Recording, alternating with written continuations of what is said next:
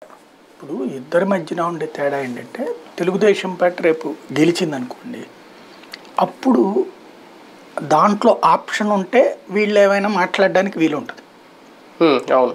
ప్రస్తుతం అది గెలుస్తుంది అన్న నమ్మకం వీళ్ళకైతే 100కి 60% లేదు. ఓ 40% మాత్రమే నమ్మకం ఉంది. అది తెలుగుదేశం వాళ్ళకే ఉంది 40%. వైసీపీ వాళ్ళకైతే 70-80% వాళ్ళే గెలుస్తారు అన్నటువంటిది ఉంది కదా. ఇప్పుడు అర్జెంటుగా జగన్ని కాదనుకుంది, ఏం చేయాలి? రెండవది ప్రాంతీయ పార్టీలు. ప్రాంతీయ పార్టీల్లో జగన్మోహన్ రెడ్డి తత్వం చంద్రబాబు తత్వానికి చాలా తేడా ఉంది.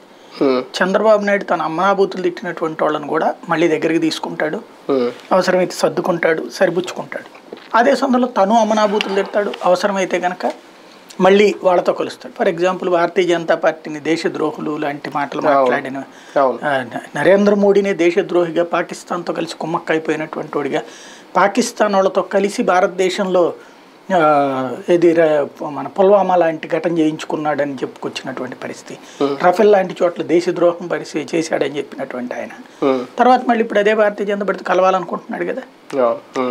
ఏదో ఒక మాటకు కట్టుబడి ఉన్నారంటే లేదు. అంతకుముందు అంతే, హిందువులకి ద్రోహం, ముస్లింలకు అన్యాయం కాబట్టి జీవితంలో పొత్తు పెట్టుకుని భారతీయ జనతా పార్టీ 2009లో చెప్పినటువంటి ఆయన మళ్ళీ 2014లో పొత్తు పెట్టుకున్నారు కదా. ఆయన రూట్లో అటు ఇటు ఉంది, అవసరమైతే కావులించుకోవడం ఇది.